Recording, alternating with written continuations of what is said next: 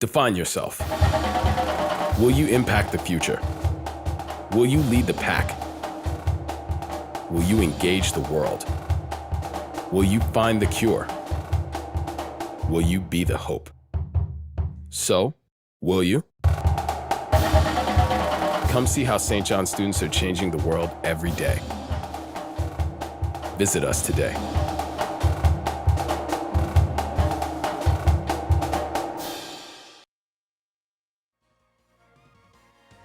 Hello everyone and welcome back to EGF SSBU. We are continuing our week 13 action with a battle now between the University of South Alabama, the Jaguars, going up against the Red Storm of St. John's. Another potential playoff implication battle here as we're starting to get down the stretch. South Alabama 5-7 on the season versus St. John's, who is 8-4. Yeah, just like these two into their school colors, slight deviations of red and blue, slight deviations on the season has really led to a massive change in record. And we'll get to see if St. John's is able to potentially put away a team and keep their playoff roles and the position they're in alive, or they potentially fall to a team that is looking for a way to sneak their way into the playoffs. Both of these teams could very much so use this win. St. John's at 8-4, 9th overall in the EGF. So in terms of the teams that would make the playoffs, they're along the second half of them. They are sort of on the outskirts, but they are inside that playoff bubble, whereas South Alabama would need help, and they would need games like this if they are going to make the playoffs. Bootleg and Bakakun, the players of game number 1, as you're seeing. And Bootleg, we haven't really seen a ton of this season. He's 1-1 so far this year. Miss Byleth, we'll have to see how he does. Not a ton of Byleths here in the EGF, but Byleth certainly a resurgence since in the competitive scene. Yeah, it's been a long road for this character, but people have understood not only in the fact that speed isn't everything when you have a effective enough range and solid enough fundamentals with a character, but also Byleth has a couple of things that just feel quote-unquote inevitable. Like, they're almost always able to recover. They find very easy fluid ledge trapping off of, thanks to having such a long range and the ability to go into forward air, back air, and follow that up with an F tilt, as we saw multiple of that in that sequence. On top of a couple pretty important buffs that made made a couple important tools they had just a little bit faster. They turned the character from slow but potentially devastating to a real force to be reckoned with. On the flip side of that, Bakakun, we've seen a little bit more of this split than last, and this Isabel, the first of the EGF, it's had its ups and downs, but so far so good. As they got the first stock off the board, they were able to hold on to that percent lead, and they're still forcing Bootleg back a lot here, but Bootleg is able to make it back. And we talked about the raw kill power and just power and knockback of this kit in general. Very scary prospect here for Bakakun to go against. But that being said, a lot of that range is going to be off the board thanks to that up throw. Yeah, it's fun. Bakakun seems to be one of the premier forces of this team of the University of South Alabama, and he consistently leads off for them, which can be seen as potentially dangerous, but all in all, if you're able to find yourself at a strong position at the start multiple times over, you feel good about how your team can perform throughout the rest of the game.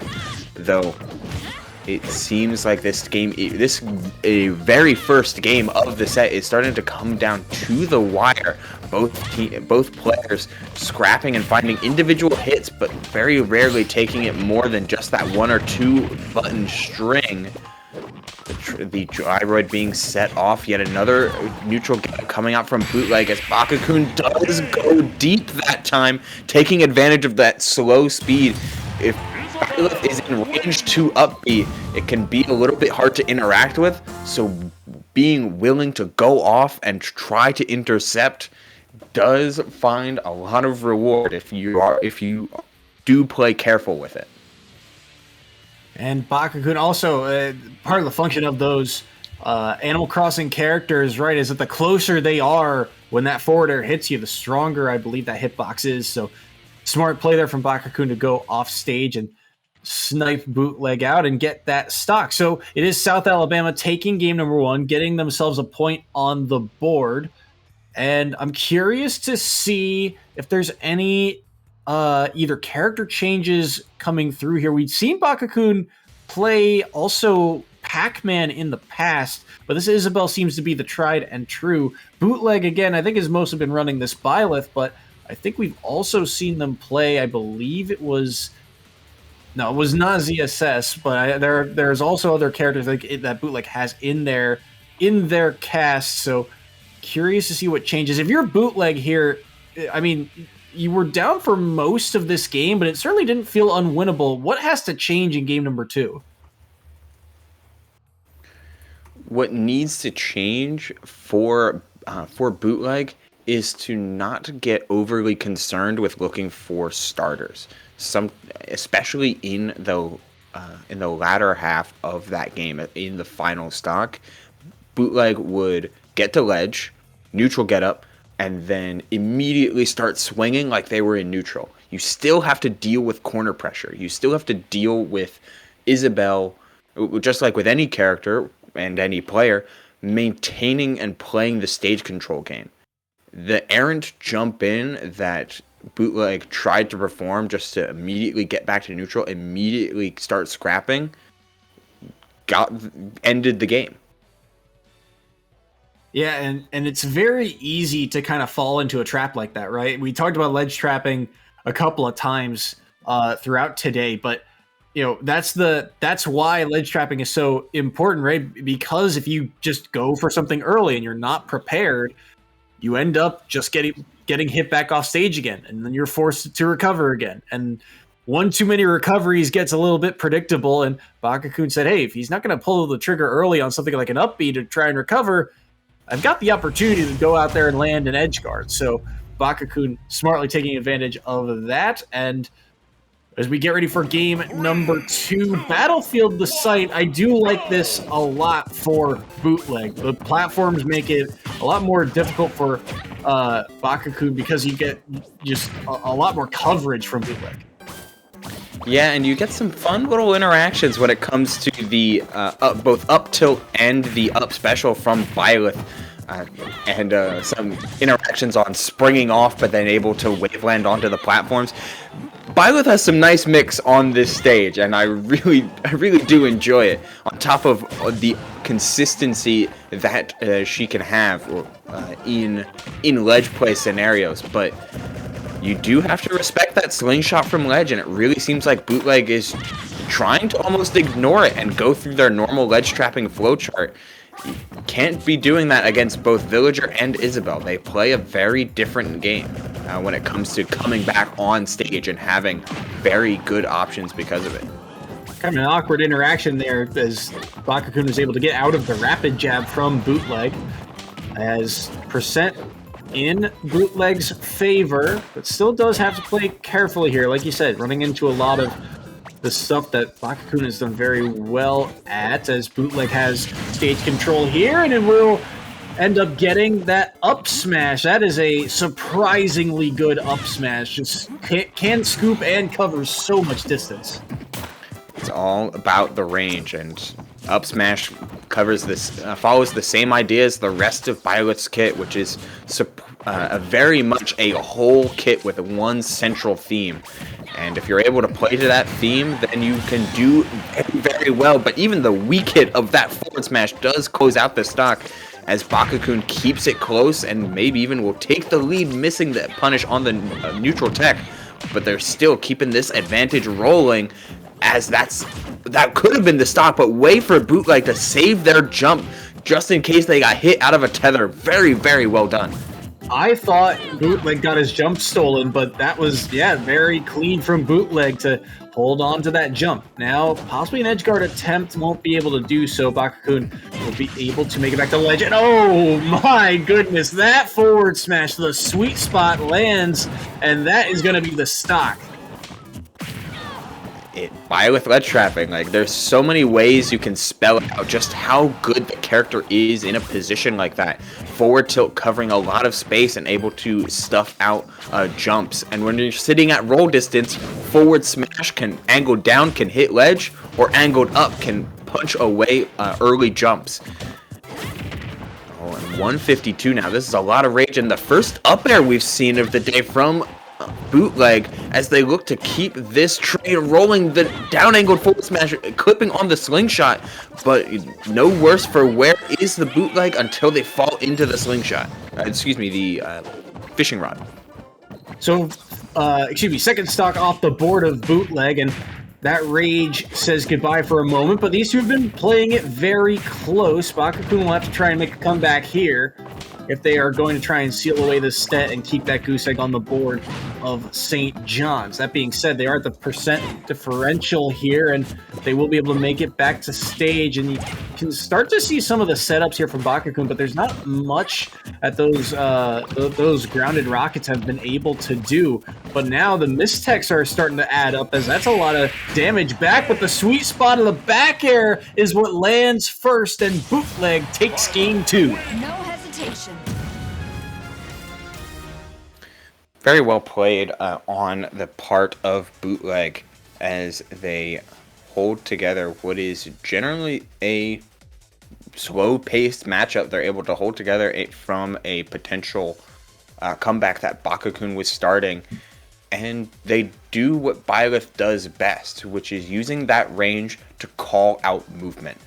Most often you'll see it used with moves like up air or with these wide sweeps like that up smash or up tilts, using the sword disjoint as a mid-range tool instead of the full length of the spear. I don't remember the names of the individual weapons. They have some very complex names because Fire Emblem. But it's not trying to play. It's playing to your strengths, not trying to do too much. That roll-in was very well scouted from Bakakun, but it was how you draw it up. It's a matchup that you have to play. You have to play slow and spacing and control kind of matchup.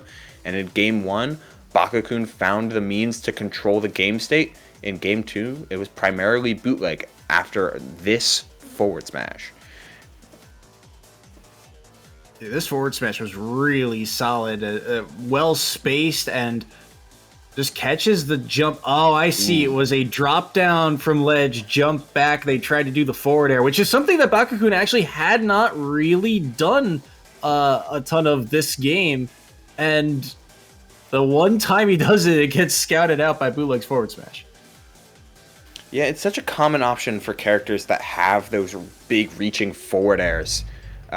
They're very potent at finding ways back onto stage. It forces your opponent to be aggressive with shield. And in a similar vein, we're having a character that can do just that, but is a whole lot more prominent in the scrapping and in the up-close game. So be quite a different test of Bootleg's strengths with the character. How willing are you to slow the game down and play with your large disjoints? It was the Isabel game. And how good are you at sometimes relying on raw neutral air to get you out of a lot of dangerous situations, almost finding a conversion off of the high percent spring from the up special, but went for a back air instead of a potential up air. Curious to see this character swap from Bakakun. We mentioned earlier they do have some games as Pac-Man under their belt, but seems like the swap so far a little suspect, as Bootleg is able to take the first stock, and they are at, well, now 89%. It's this edgeguard attempt getting dangerous here. Bootleg caught again, and they'll still be able to snap back to ledge. That tether is insane. It's the best tether in the game. Tether recovery in the game. It reaches so far, and it managed to get through all 3 times. And if Bakakun was able to just find one more hit in that edge guard, they wouldn't have been able to tether at all. anymore, having snapped 3 times over. But I mean, that's a different universe, another parallel situation, another timeline even for Bakakun, as they still have to find a way to close out this stock.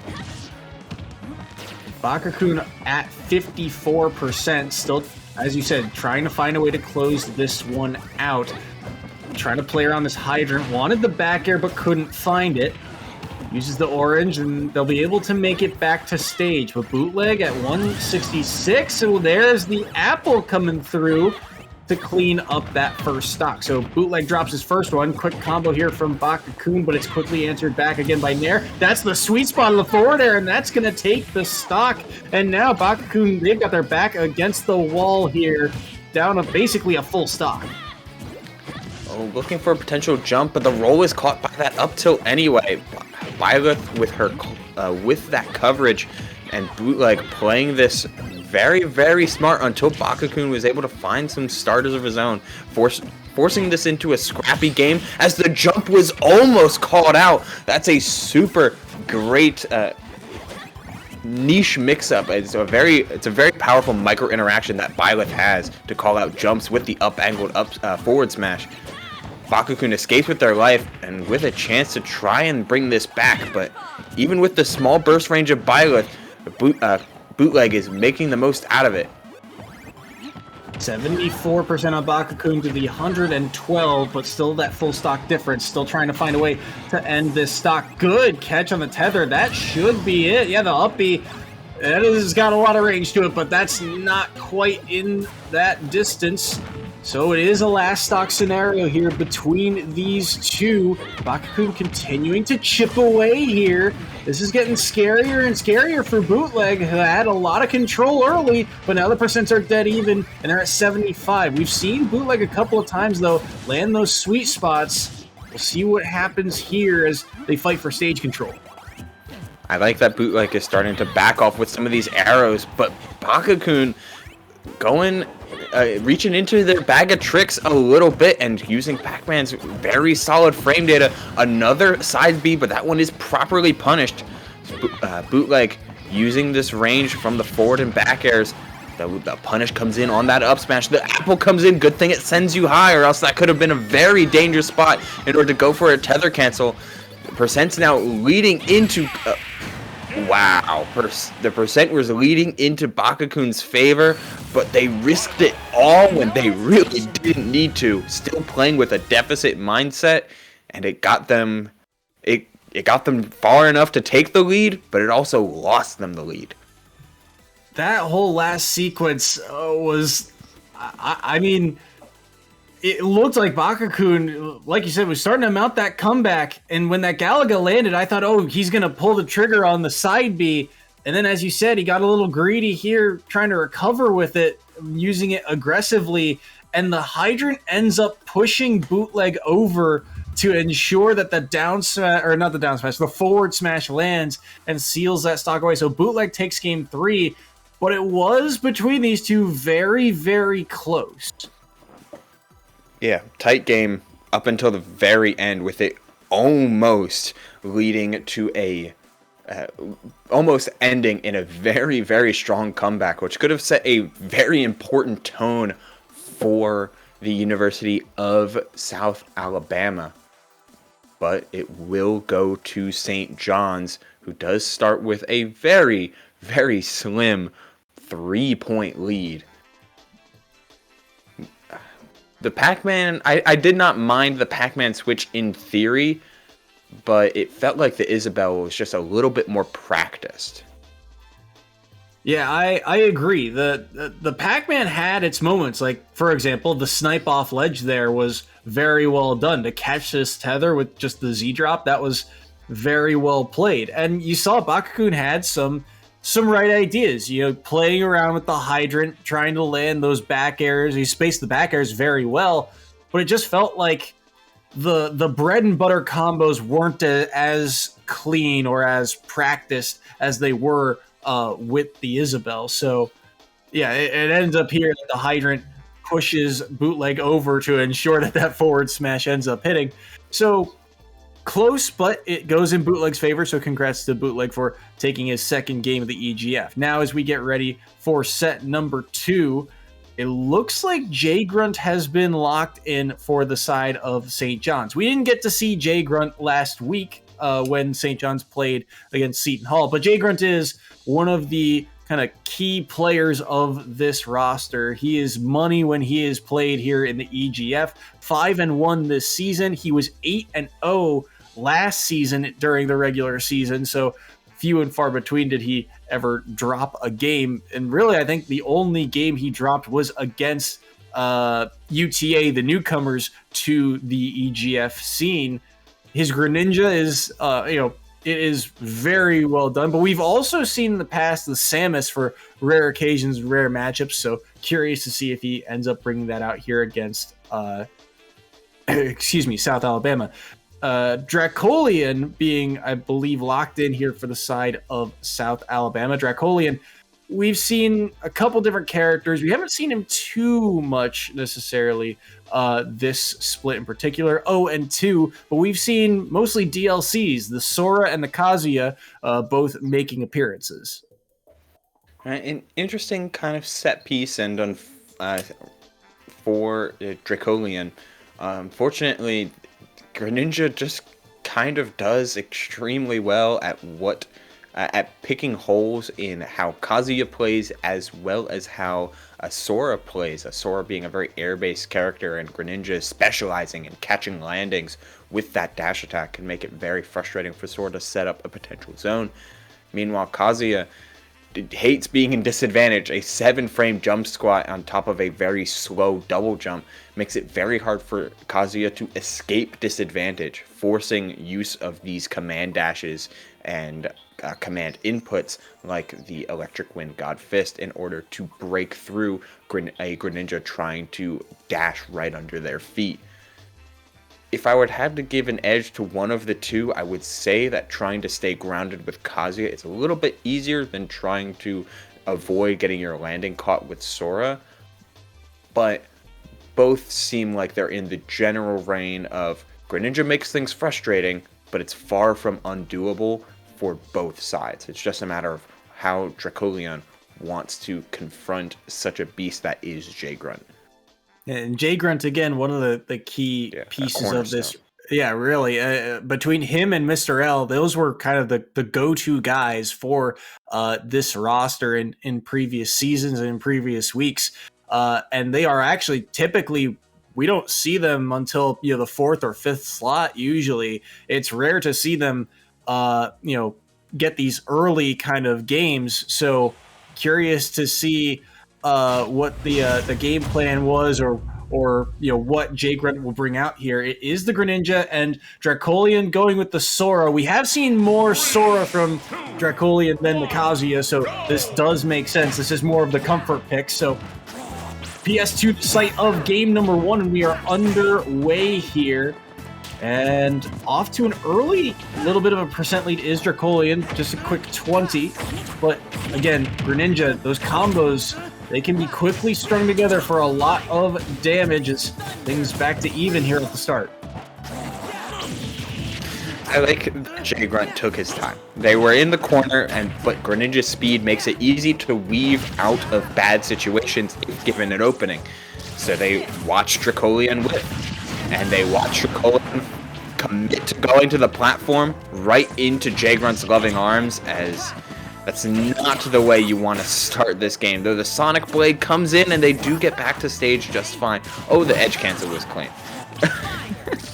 Oh, it's an interesting kind of first stock. Jay Grunt actually used the up B to force Dracolian to recover high, and then Jay Grunt found the sweet spot of that up smash, so very well done. Jay Grunt is up to 91% here, but continuing to press forward here. Wanted to use that flood again, but won't be able to do so. Dracolian at 50%, continuing to kind of alter through all of those neutral Bs and trying to find his mark here. Forward smash won't land, and the Up air from Jay Grunt will. The chase down from Dracolian still won't find its mark. Jay Grunt making himself very difficult to track down as he continues to work away at this stock. And the back air ends up sealing the deal here. So Dracolian on his last stop. What we're watching what the frog does best. Jumping around, not committing too hard, and whiff punishing for what was basically a whole stock. Oh, this was a great tech from Dracolion, because that could have ended extremely poorly with the amount of rage that Jay Grunt is currently working with. Looking for the jab and looking for multiple things to try and pressure in the corner, but the sliding dash will not result in anything. Great spacing though on the down air in order to find the auto cancel window. Dracolion needs this stock right now, because against one of the cornerstones of the team in Jay Grunt, you need to. Your goal is just as much to minimize the damage as it is to close out the win. But in a position like this stock needs to be taken yesterday.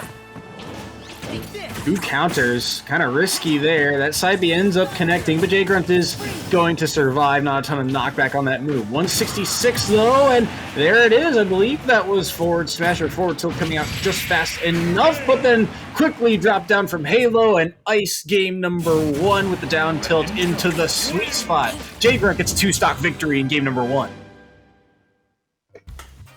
Yeah, I mean, we were watching Greninja whiff punish. It's a powerful tool that many fast characters tip their hat on it, or put their, whatever they're saying. I can't think of this phrase right now. Cap too. Yes, there it is.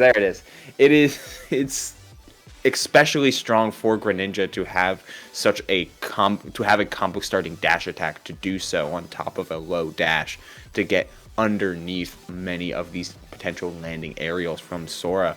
And Dracolion in that game decided that largely what he was going to do was try and play as close to the ground as possible with short hop aerials and forward tilts as a means of his and spells as prominent spacing tools, which is nice. It's great form of adaptation, but it's to the antithesis of the character's strengths. Yeah, time and time again, Jay Grunt was able to punish the small mistakes of Dracolion, but Dracolion did manage to find this stock at 166, and what I know Sora kind of rotates through, right? He's got the sequence of 3 all the time, so I'm not sure which move that was that ended up taking the stock, but at 166 it felt like Jay Grunt was kind of working on borrowed time. Yeah, it was F tilt 1, so Sora can choose to go through just the single hit of forward tilt or complete the 1, 2, 3 sequence. It's a traditional Rekka, and as a manual multi-hit. But if you only choose to do the first hit, then the knockback is the knockback is much higher than it would be if you choose to do the sequence of 3 combo. It's simple, and the fact that forward tilt 1 does hit slightly below ledge leads it to having some very strong uses, but all in all, it's not something that you throw out consistently as just your normal grounded spacing tool. But to cover a role like they did, Dracolion did show off a very strong way to use forward tilt 1. It's just the nature of being a floaty character against a player like Jay Grunt, just swarming with that advantage state and not letting Dracolion really get set. So game number 2, Kalos is the pick. And this is an interesting one, because I feel like this is a stage that actually Jay Grunt kind of prefers. And so I wonder if this is just kind of a comfort pick for Dracolion, because right now Jay Grunt, he is in the lead in terms of percentage, 26 to 51, but I feel like Greninja can get a lot done on this stage. Yeah, it's a wide stage. It gives a lot of space for movement, as while the blast zones are really great for any character trying to increase survivability, you give Greninja access to what is so good about this, about their character, which is horizontal movement. Greninja gets places and he gets there in a hurry. And we're really getting to see a utilization of that, not to mention the fact that having a walls means that Greninja has access to their wall clings, and Jay Grunt is going to use all of those tools and more to potentially close out this stock. That was an up smash, but it looked like Jay Grunt was going for a more consistent punish, unfortunately falling out of the move. 25 right now on Dracolian to Jay Grunt's 72. Both are still on their first stock. And Dracolian trying to make himself very difficult to track down right now. That down air, though, will get punished. That's the down tilt into the forward air. The Greninja Classic, one of many, taking that first stock off the board, and the combo continues here on the second stock. The charge up and the jump from the Shadow Sneak, almost closing out the stock incredibly early. Thank you to Kalos and some good DI from Dracolian to not lose out on that second stock in such a flash. But Jay Grunt switching up between hard aggression and looking for starters between this spacing slower kind of game plan. It really is reactionary on when he sees Dracolian commit to that double jump, because that is the key and the ticket to any opening that Jay Grunt wants to find, as that down tilt into up smash closes out stock 2. I have to double check, but I'm fairly certain that was a 0 to death for Jay Grunt. I don't think he was touched on that stock, so a solid second stock off the board, and now Dracolian on his last one, and the combo gonna continue once again. Strings together 2 up airs. Oh, I like that idea from Jay Grunt. That would have been real cheeky, but not gonna land quite yet. Jay Grunt at 81%. Dracolian trying to find a way to seal the stock away. He does manage to get the forward smash, but Jay Grunt will be able to survive. Stalls out for the moment. Actually caught him there off of that jump, but won't be able to get much out of it. And now both of them at high percents. Can Dracolian mitigate the damage done? Not off of that down tilt. Trying to find another one in the forward air. That won't be the stock quite yet. Dracolian at 120 now. Counter won't land. Neither will the second. Another dash attack, and he is scared right now with all these counters coming out. Dracolian knows that this Jay Grunt wants something, and the Thundaga will actually take the stock, but it will be quickly answered with the down tilt to the forward air. Jay Grunt with another 2 stock, and they seal away set number 2. Yeah, it looked like Jay Grunt wanted to ensure his victory with a counter read, but just never found the spacing for it. And Dracolian was certainly throwing out a plethora of those counterattacks, but simple and clean does Jay Grunt take it. Down tilt into forward air for the first stock, down tilt into up smash for the second, and then a rerun of the first with a down tilt into forward air. And if there's anything I can say about clean Greninja play, it is the lack of commitment to overshooting and overextending with some of their buttons, and knowing when to mix up down tilt as a starter compared to dash attack. And the fact that you can do a down tilt out of a dash makes the choice in move all the more ambiguous for the Greninja player. And Jay Grunt played it well, finding down tilts when he needed to in order to close out stocks, and finding the dash attacks in order to build up damage. It was how you draw it up as a Greninja player. How vicious that up smash animation is. Just, ooh. especially when you get the sweet spot, too, like Jay Grunt was able to do time and time again. Just the bread and butter are on display. And Dracolian, had his moments, was able to take stocks as we air dodged into the second one, which led to the top of the third lightning pillar there. And that is what sealed away Jay Grunt's only stock that he dropped this game, or at least for game number 2 in particular. Did you see? Ooh, that's a roll read. I guess. Yeah, I didn't even notice that he rolled there, but that was a great catch by Jay Grunt again. He's a player with a lot of experience, a lot of trial by fire experience, willingly going to many brackets across the New York region and regionals even as far south as the Philadelphia area. So he's an experienced player with a lot of competition under his belt, and we get to see just what happens when you go against a player that is so practiced. there's good ideas with that Sora. There's good fundamentals there, starting to develop. But Sora is a character that plays a little bit more awkwardly than some other traditional Smash characters. Just having a plethora of floaty moves, multi hits that are manual instead of automatic, on top of a very slow descent, can make it a little bit different for trying to learn Sora as a character.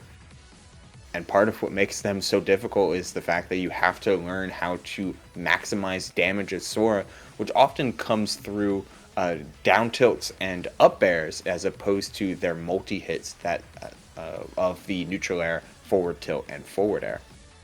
So maximization and optimization needs to be worked on for Dracolion, but the ideas are there. It's hard to take one stock off of a great player, let alone do it twice over. So the consistency is showing for Dracolion. It's one of those things where I often say this phrase: "It's right idea, wrong execution," and that seemed to be the case, at least for Dracolion in that set. On the flip side, Jay Grunt, this is more or less what we expect from a player like him. Like you said, a very veteran player to the competitive scene now, and he's a huge reason why St. John's is such a threatening team. You look at this team; they're 8-4 on the year. And, right in the thick of things in that playoff race, trying to see if they can secure themselves a spot with a few more wins.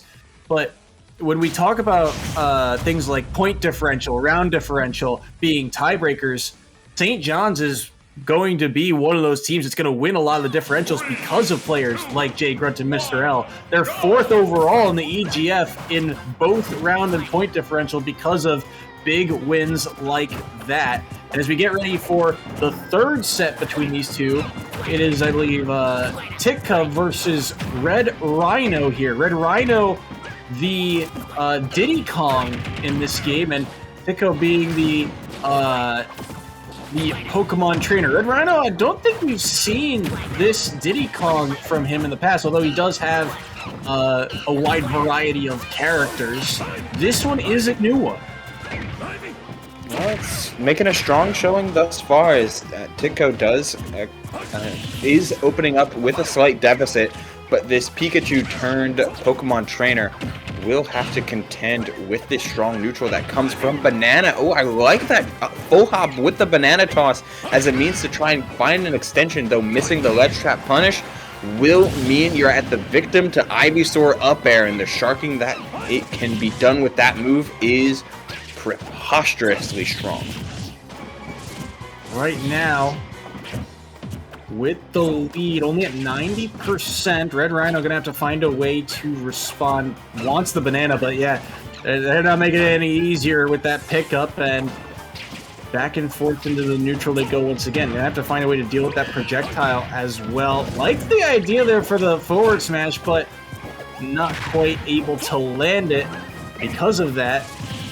Fight for stage control is on once again, but now stuck in the air. Those up airs, those are going to start killing soon. Red Rhino's got to be very careful. Good down tilt, off stage, one of the down air, ends up getting the forward smash instead. And for all this damage, all this pressure, Red Rhino, he is trapped off stage. And now with Charizard to deal with, the up B angle is not quite there, and Red Rhino's on his last stock. Yeah, it's trying to put together this stock again, but you're not as explosive as you could be in previous games with this Diddy Kong as the dash attack to cover the neutral tech. Will there be... No, just going for the flamethrower, not trying to set up a down air for Titko, looking to potentially close out his stock with each individual Pokemon. It is 84 to now 85 with the banana in hand. Missing the banana toss as they looked for a Flare Blitz confirmed, but not finding it just by the skin of that peel, though the back air will come down all the same. A 3-stock for Titko as St. John's just looks to keep on rolling. A 3-stock there in game number 1, a dominant performance. And, Titko, this is one of the players for St. John's that we saw a lot of him last season, and he was one of the players that you had to look at and say he has to step up this season if St. John's is going to be in consideration for one of those championship caliber teams. Last season he was 4-6. This season 5-2, and like we said, both the Pikachu in his arsenal, and recently this Pokemon trainer, which has been playing red hot, and Red Rhino ran right into a difficult matchup. Diddy Kong has a lot of tools in their kit to be able to deal with Pokemon Trainer, but Red Rhino, I feel like, never had the time to get any of those things going in the first place. Yeah, Pokemon Trainer is, despite having their couple of weaknesses that really you can exploit, they are important weaknesses.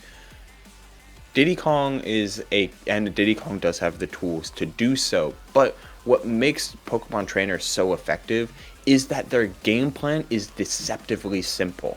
It plays off of the strong fundamentals that are born from not only Smash Play, but also option select and coverage that you can get by playing Pokemon, like having a good sense of move timings and of reading defensive habits in order to find consistent punishes is tailor-made for the turn-based battle style that comes from the Pokemon games, and it converts pretty well into a fighting game character when you have such a bevy of moves and 3 different toolkits that are able to be simple, yes, but incredibly consistent and powerful nonetheless. There's a reason that this character is still around and still showing up at top level play, despite it being 3 or 4 years since their initial surge.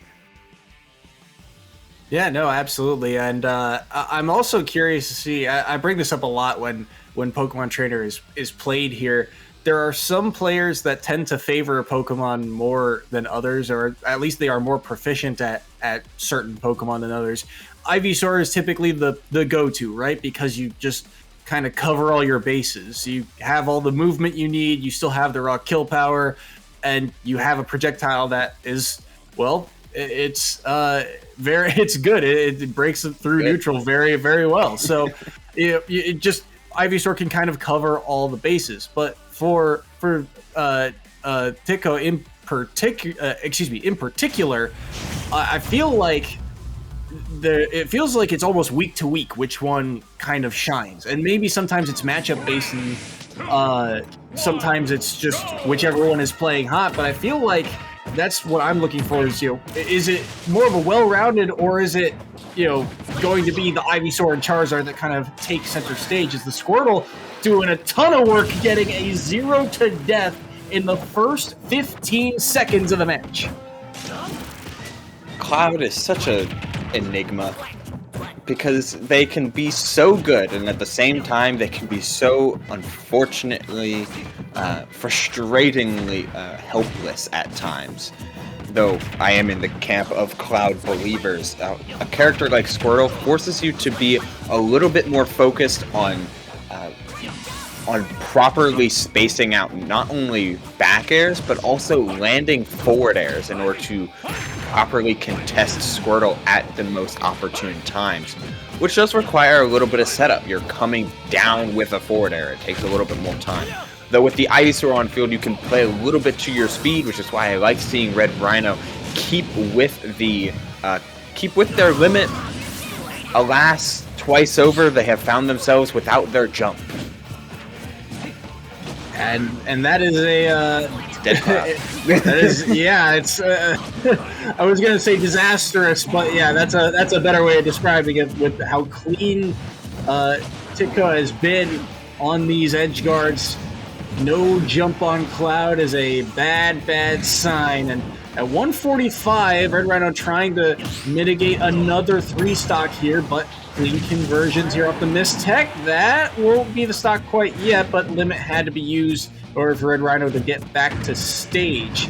Forward tilt again going to be landed, and Tico really trying to find those mistechs and trying to follow up off of them, but no dice quite yet. 188 on this Charizard until that back air Red Rhino able to take that stock off the board, so no 3 stock this time around. And again, trying to come down with the landing there. Will the Squirtle take any hits whatsoever? Yes. Yes, they will. Cloud's back air is certainly a house, but the Red Rhino, when on stage, has really put together something pretty good at the latter half of this game.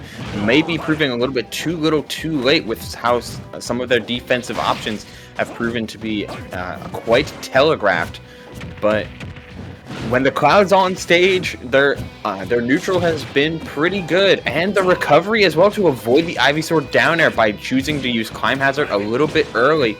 Pretty nice stuff, trying to juggle this Ivysaur, switching off to the Charizard as well, and the parry, but jumped straight into the second hit. Unfortunate sequence there for Red Rhino. Can he find a way to take this second stock? I thought he was going to pull the trigger on the down air there early, and he ends up falling to it. The up smash once again from Titco to seal away game number 2 via a 2 stock. That's a full 7 points in favor of St. John's, courtesy of that one set.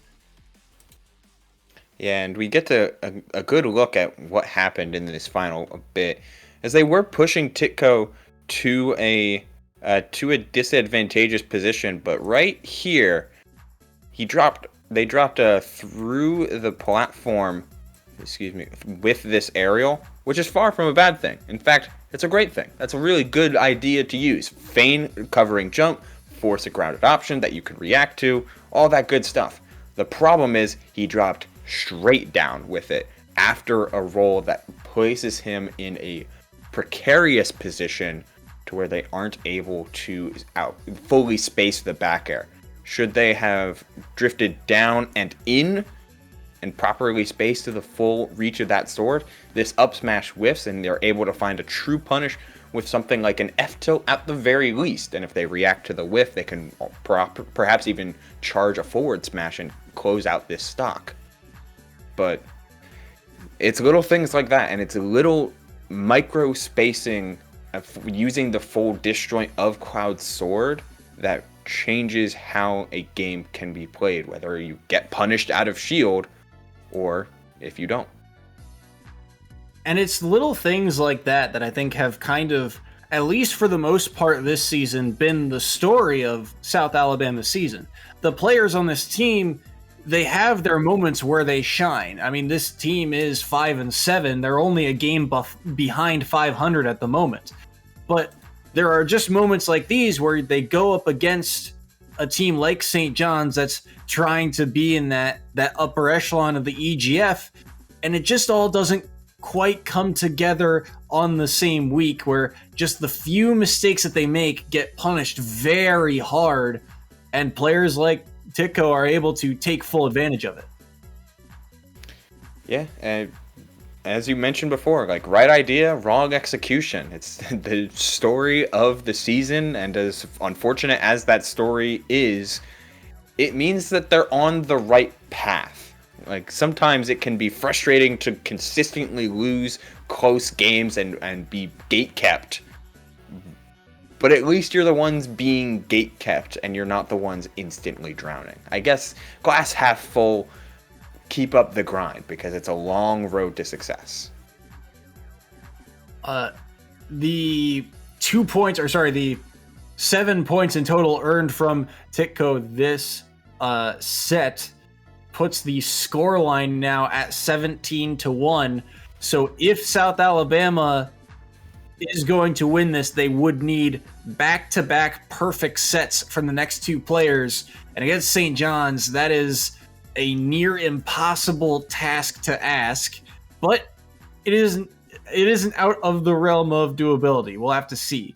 Players are starting to be locked in for this next set. It looks like Aloma Mola will be making his appearance this week for St. John's. Aloma Mola, one of the players that for St. John's I think has really been kind of the most improved of this group. 9-1 on the season overall, and mostly riding out this Joker for St. John's. But on the flip side of that, we'll have to see who South Alabama is sending in. I believe it is Starbit Storm seems to be the player that's locked in, which is a brand new tag, I believe, for the side of South Alabama, unless it is someone who has changed their name. I'm not quite sure yet, but we will have to wait and see. Either way, still a tall task ahead of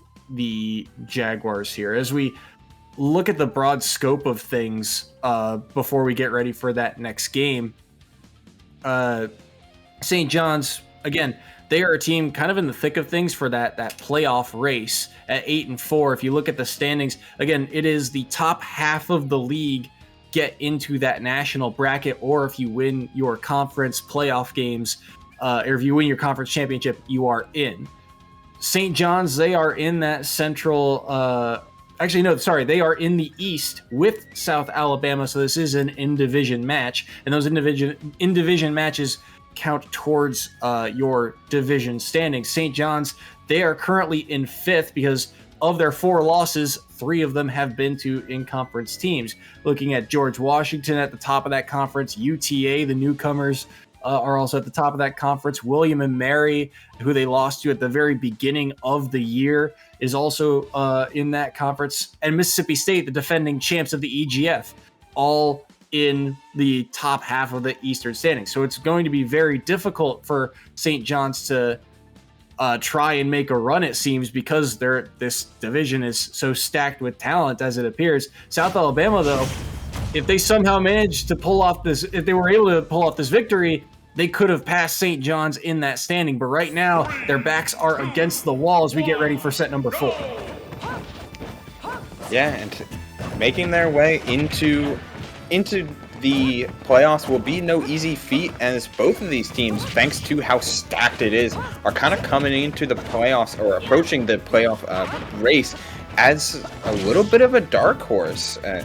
But if there's any team that has the potential to grow past that, of course, St. John's is showing time and time again that they are threats in this league.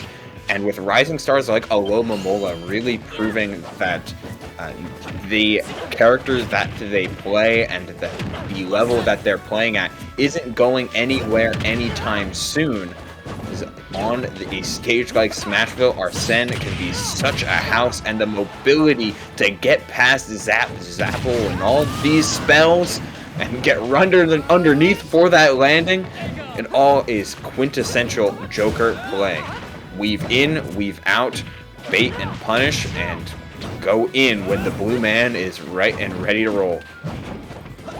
Only 62% on Aloma Mola here, but there goes Arsene, so Aloma Mola will be without him for just a moment. But these drag downs from Aloma Mola are very clean right now, and that's something that we didn't necessarily see a ton of in the first season from Aloma Mola when they went.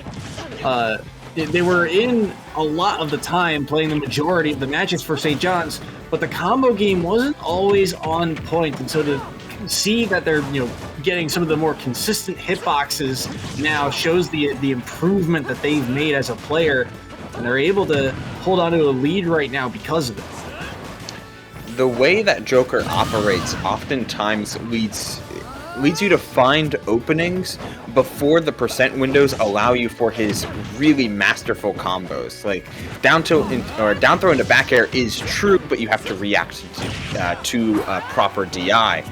But Aloma Mola is really doing a good job of conditioning different forms of DI and also properly punishing what off of a mixture of up and down throws. It's a minuscule decision that you have to make, and I like these up throw into just gunshots as well. He's missing a couple full hops, but it allows for a different level of extension than just going for another up air and trying to rely on Joker's juggle game, which isn't as good as his landing, as his ability to catch landings. In fact, Aloma Mola's gunplay overall has just been extremely good. Simple but effective, and when you're able to mix that in with jump callouts with drag down up air, everything's coming up pretty ace for the Joker in the deck. Joker and Alomomola. Alomomola too. I think he did go exclusively Joker last season as well, but this Joker has gotten scary good for moments like these. Drag down up air into the down smash. It is a Joker classic, and it is able to seal the deal there at 125. And Starbit Storm, had some good moments. I liked how they were able to take that first stock, kind of catching Alomomola with an awkward recovery, and the forward tilt was able to seal away the deal. But outside of that, it felt like Alomomola was in complete control of the pace of the matchup, which meant Starbit Storm never had the opportunity to get anything going themselves. Hero is a character entirely dependent on matchup and playstyle being in your favor and allowing you appropriate time. But if you're not playing the game right as a hero player, and if you're not able to threaten with menu appropriately, then sometimes you can get extremely overwhelmed. I liked this pivot forward tilt. It was extremely well placed after threatening with a kaboom. But that was one of the few times that Starbit Storm had a chance to pull up and properly use the menu. Like, some of the ideas were there. Pulling up bounce to shut down both Iha and Aegon is a good idea. It really it cuts some of Joker's more full stage pressure. It cuts it completely out of the game for a prolonged period of time. But Alomomola is not like a short hop Iha, like wait out this spacing, play this mid range game type of Joker. He's using gun to force you to get antsy and using some inopportune jumps to get in. As we see the switch to Game & Watch, it is a better character when it comes to keeping up with some of Joker's more up-tempo options, able to respond with one of, if not the best up Bs out of shield in the game. But Joker's high speed lets them frequently find punishes where other characters just can't on Game & Watch. I'll have to see.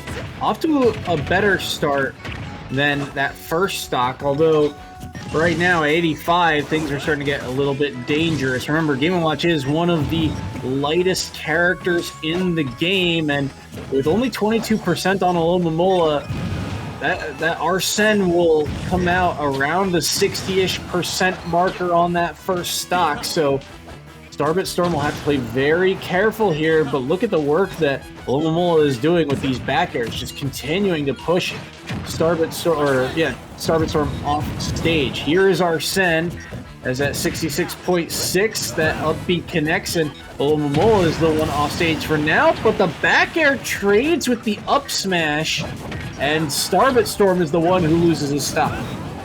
Oh, and getting clipped by Aegon, even if you're not getting the full hit, it does still rack up the little bit of damage, the damage over time, and it's been 2 hits, but 32%, and then you get clipped by a Joker combo. The following DI as well. Alomomola is just showcasing that there is no cracks in this St. John's roster. Even if J Grunt is leading second, or if Mr. L is only a backup, Alomomola can and Titco have been putting the team over these past few weeks, putting the team on their backs and finding massive victories. There's a reason that, despite the record, St. John's has one of the biggest point differentials and round differentials here in EGF. It's because of players like Alomomola and their effort. But Starbit Storm, in their first appearance here, still trying to find the stock here on game number 2. But I do like, again, some of the stuff that we've seen, but they've got to find a way to at least get something on the board here. 110 on Alomomola, but the drag down combo. I like the gun mix up once again. Alomomola continuing to find these grabs. It's a lot of damage starting to come online. Dash attack, Starbit Storm, early up B, fades back to ledge. It just feels like Alomomola is just not giving Starbit Storm any time to think. Oh, there's the up smash, but it was still grabbable because the pushback didn't exist as they were on ledge. Letting him float back to ledge, looking for a jump call out, and there was another up B to get out of danger. Arsene should be online within the next few seconds, if not sooner. Oh, getting cooked by the down special before Arsene was able to pop. That's pretty big if you're able to make a comeback for Starbit Storm, but that is unnecessary. But very cool. And Alomomola ends up getting the drag downs a couple of times into that up smash and deals away game number 2. I was going to say that down air for Starbit Storm was massive because it kind of reset the meter on that Arsene. And so you don't have to worry about Arsene for a good chunk of the second stock. But then immediately Alomomola gets the drag down after drag down after drag down, showing again the consistency. Alomomola, the combo game wasn't necessarily there all the time last season, but now you're seeing he is very good at always getting those drag downs on that up air. So very well practiced and a well-deserved victory for St. John's and Alomomola here. Yeah, that's prime stuff for Alomomola. Like being able to hit a 3 stock into a 2 stock, and really turn this game that started out feeling like there was some fight in University of South Alabama, and there has been moments to shine, just turning this into a runaway. It was what looked like to me in multiple ways, but also in this game as well as other sets. The University of South Alabama understanding how to play the character that they chose, but not quite being ready for the counterplay being put against them, as we get to see a couple of these up airs. Each drag down does about 3%. I think even after the first one, Game & Watch was the stock was closed out to an up smash, given Game & Watch being very, very light. But hey, 1, 2, 3, might as well insure the stock. And there's also something to be said too about how South Alabama, they are a new team to the EGF, and while we're uncertain of how much experience this group necessarily has at a competitive level, we do know that St. John's, they are well versed in that experience, right? When you have founding players like Jay Grunt and Mr. L to kind of tap into that knowledge, it certainly benefits your players, especially down the line. We're starting to see more and more depth players get the spotlight for St. John's, so that Mr. L and Jay Grunt don't have to necessarily step in every week. And I think that's a huge reason why you're seeing the growth of a lot of these players like Alomomola, like Titco, and how they're able to, get these massive, massive victories in sets that on paper seem close, right? 8-4 versus 5-7. It's only a couple games differential, but St. John's is starting to pull away, with these massive victories. And for the side of South Alabama, we will have to see what they can bring to the table here in this final set. Starukami being locked in for the Jaguars versus EJJ. EJJ, another player for St. John's, new to the roster, but he has been very good this season. We've seen Diddy Kong and Rob from him in the past. He is 8-4, and he's another huge reason why St. John's has gotten so many massive, massive victories. For the side of South Alabama, Starukami, we've seen a whole palette of characters. Lucina, Peach, and Palutena all recently making an appearance. They're 2-7 on the year, but they are kind of the consistent face of this team. We'll have to see how they do against EJJ. And again, we've talked about this in the past as well. South Alabama, if you look across their whole roster, everyone's got at least one or two characters that we've seen kind of week in and week out. And there's something to be said about, St. John's, who really only has, one character per player. It's that argument of, do I practice the cast for the bad matchups, or do I, put all my time into one to see how far can I go? And I feel like you're starting to see that kind of differential if you look across the board. Is that St. John's, they've put in the grind into these 1 or 2 characters, whereas South Alabama is willing to try and master many characters to play around some of these poorer matchups. EJJ opting for Donkey Kong, though, is a very different pick from what we've seen in the past. I mean, we had Small Monkey for most of the time. We saw it last week. But sometimes when you have the point differential of 22 up, you can afford to go Big Monkey sometimes. Ooh, good counter. Oh, but the tech by EJJ to make it back to stage. Donkey Kong is such an enigma because they are on paper so bad. They are really bad on paper. But just by the nature of being a grappler style of character with a prominent juggle game, that up air is no joke. Back air is an insane button. A decent out of shield gameplay with things like nair and back air as well. You can play a pretty strong advantage state and have a lot of room for coverage with a dash attack as well. There's stuff there. There's a couple of very strong options and tools in Donkey Kong's kit is the moral of my story. But sometimes it doesn't coalesce against a player that knows how to shut down Donkey Kong.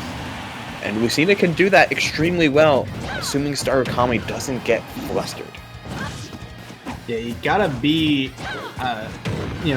if you're Starukami, you gotta pick and choose your moments. Because EJJ right now is getting a lot done. That's an early up B and not enough fade to get back to ledge. Again, like the idea, but not quite there. EJJ up a full stock because of it. This is going to be another combo too. And I actually like the idea of using that up B. That's a lot of percent on the board now for EJJ. 54 off of just 1 grab.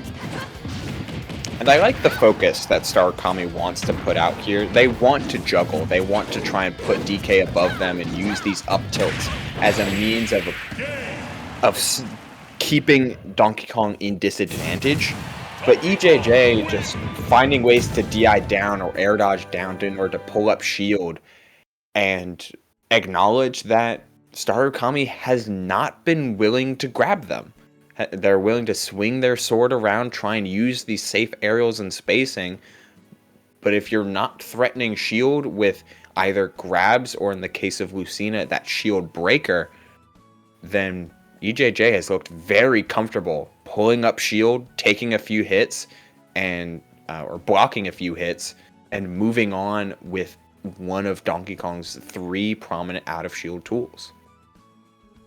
Yeah, we saw a couple of different out-of-shield options. That up B doing a decent amount of work, I think used more often than not, but also things like grab and I believe forward tilt also used. And here, this was a great catch by Starukami. As you see, this is the one thing about DK's recovery. You can kind of snipe it from above. That forward smash catching him as he's about to snap to that ledge. So smart play there and well timed by Starukami to catch this Donkey Kong out of position. But again, it feels like you talked about being flustered. That feels like what game 1 was for Starukami. Just couldn't really get anything going. Couldn't find their footing in game number 1. Yeah, and that's really what Donkey Kong does best. The surprising amount of coverage that DK can put out when they start rolling, quite literally in the case of that dash attack, it can be overwhelming, on top of the fact that platform assist, while it does require a platform, Ding Dong is still in the game as a potential kill confirm off of any grab at these mid to high percents. There's a lot to worry about with DK, and it's not easy to get out of disadvantage sometimes, as Lucina being a little bit floatier despite having that disjoint to be used liberally. Really appreciate the spacing of EJJ too. You're seeing even when Starukami's at ledge, the back air spacing is really well done. The up airs as well. there's not a lot of room for error for Starukami, as he is able to get that up smash to take the first stock off of EJJ. But I like the idea there, that tech actually saving Starukami from a potential down B. But now he's in trouble. Yeah, the cargo forward throw didn't seem quite the prominent option, but the up B and landing on the platform, good evasiveness from Starukami, but the dash back and the side B and the down smash as well, catching the mash out. EJJ holding on to that 2-stock lead and looking to keep it going with the up tilt into the up B after reading a couple of air dodges. This percent is starting to stack up incredibly high. Good forward smash trade there, but the problem is when you're down a stock, all these trades are not going to help. The up throw not going to do it quite yet. I think the highest sending throw off of that cargo is actually the back throw, as EJJ wants this dash attack, wants to follow up in the DK punch, but it will not land. Starukami able to jump away from it. The counter won't land either. Gonna walk off stage, the down throw won't do it quite yet, and Starukami survives from a moment, tried to call it a jump, but no dice there. EJJ just continuing to work away at this stock. Starukami trying to find any ground here, and the stage is just untouchable right now until that very moment. Couldn't really land off of those ledges, and the edge guard not going to be able to pull it off quite yet. Well weaved around by EJJ. This is a grab into a down throw instead. Wanted the up smash. Just care, and that will be the game. EJJ with another solid victory in game number 2. Yeah, that didn't need to drag it out any further. This cargo down throw mid stage is just BM at the in its purest form. But at 150, you're not able to take the back air out of shield, and we're getting to see the point of how high the EGF goes. I feel like this game this set really illustrated that, as University of South Alabama is far from a bad team. It's far from the worst team of the league, and it's far from a bad team. I mean, five wins to their belt. It's a fluke if you win once, but twice and up, there is something going for your team. 5 times, there's a consistency there, but there's a absolute bridge between being one of these teams in the middle of the pack that's able to be competent, able to be competitive, but not able to ascend to that higher reach. And we saw just how high that reach can be with St. John's putting a 28 total, 29 total to their 1 point of University of South Alabama. It's a sobering loss, to say the least. Yeah, certainly one that I think South Alabama will take to heart, because they know, at this point they fall to 5-8 on the season, which doesn't quite put them out of the playoff race yet. But now the destiny is kind of out of their hands. They're going to need some help if they are going to make a playoff run. And again, this was a big match for them because they could have potentially snuck ahead of St. John's in that Eastern division. But alas, St. John's, they show why they are such a prominent school here in the EGF. 29-1, another big victory. And this is the story of St. John's. It is when it rains, it pours. It is they are a team that wins or loses big, and today was one of the days where they were able to win by a lot. For South Alabama, it's back to the drawing board, but there were some moments in this game that they can look at and possibly grow upon, but they're going to have to learn pretty darn quick because they are going up against the defending champs next week in Mississippi State. That is not going to be any easier, so we will get the chance to see them next week. We will be heading to an interview with St. John's after a short intermission. Don't go anywhere. We will be right back.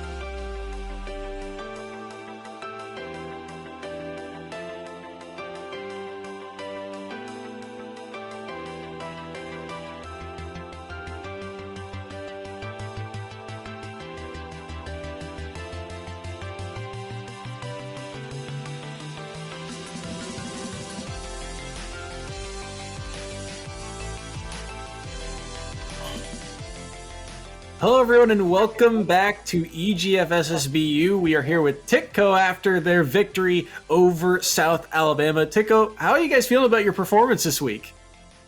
We're feeling good. We've been kind of riding the high we rode from last week into this week, and we showed that all the grinding we've been doing is paying off. We're feeling good. Yeah, it looked very dominant to say the least. Would you say that you guys as a team, like as a collective, are heading into the final stretch and into the postseason at full power?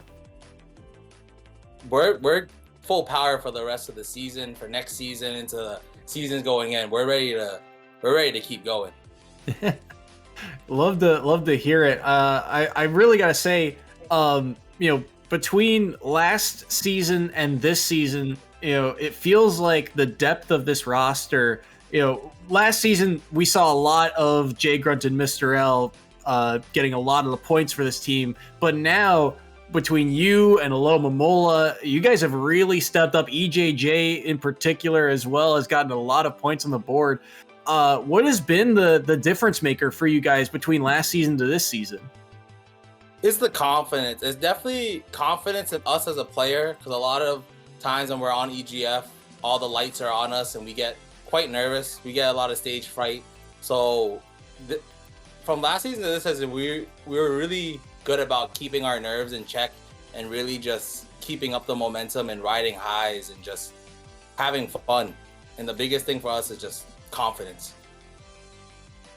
And speaking of that confidence, is there a player who may not be one of the premier stars that you always know can perform, but is there a dark horse player that you are especially confident in when the game's on the line? In the EGF, there's a lot of dark horses I look at. A lot of people on my team that I can really depend on to clutch a game out. But in particular, I'm really keeping an eye on a Playmaker and Bootleg. Bootleg being brand new, still has some nerves to get out of funk when it comes to the game. But I play with him all the time offline, and he's just a monster when it comes to violence. So I can't wait till all that rust is gone and he can just show you what's up. And Playmaker, he's a great player offline, but he's a great player offline, but the transition to online really does shake him up a little bit. So once that online rust is gone, he can start making himself look like Mars. Playmaker, the ZSS that we've seen a couple of times, he has looked very good when he's gotten his times in the spotlight. Next week, you guys get George Washington. That's another big in-conference type of matchup for you guys. How do you kind of prepare for a matchup against the number one seed in that Eastern standings? We're going to prepare for them just like we prepared for everyone else. We don't really sleep on anyone, and it doesn't matter if you're the first seed or the bottom seed, you guys are still someone in our way. So we're just going to come at you full force like we've always have, and just keep up the good practice and keep up the good VOD review. And I'm sure that we'll make it an entertaining match. Sounds like you guys are are well within your stride as we lead into the divisional finals and into the playoffs. Is there any final shout outs you would like to make for your team or for anything else? I really just want to shout out my team, really putting in the good work today and really putting in all the effort throughout the weekend. St. John's currently on spring break, and even on spring break, we can all still come together and do the EGF and still perform. And I just really want to shout out my team for all the good work they've been putting up lately. All right, thank you so much for joining us, Titco, and congrats on your victory. We will see you next week when you guys play George Washington. Thank you so much for having us. Have a great night. You as well. And with that, we will be cutting to a short intermission once more to get ready for our final set of the night. When we come back, it's a battle out west. Weber State, the newcomers to the EGF, going up against the Montana Grizzlies. Should be a good one. Don't go anywhere. We'll be right back.